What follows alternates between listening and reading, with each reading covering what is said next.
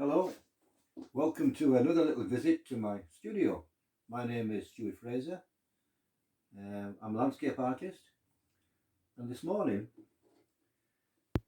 my old palette was so full of piles of paint and rough areas that it was proving a problem. So I decided I was going to scrape it all back. In doing so, I found lots of issues. Parts of the wood started to come away. So I thought, let's start again. So anyway, I took it off, got myself a new piece of wood,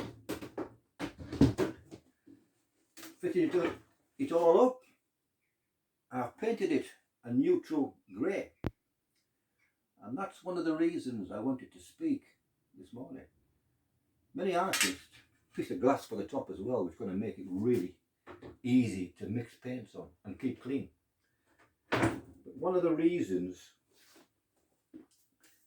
I painted it grey underneath is to make it easier to mix paints and keep my values.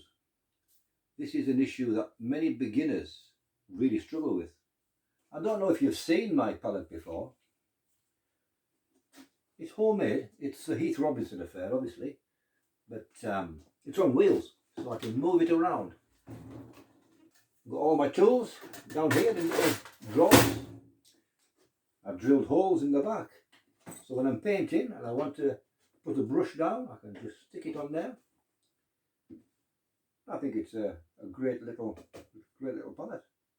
Artists have been staining their canvases, called the ground, forever, really.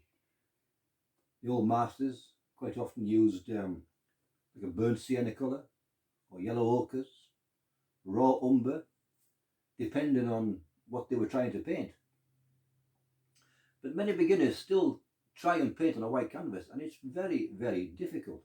You know, trying to put a blue onto a white canvas, it looks like a real dark.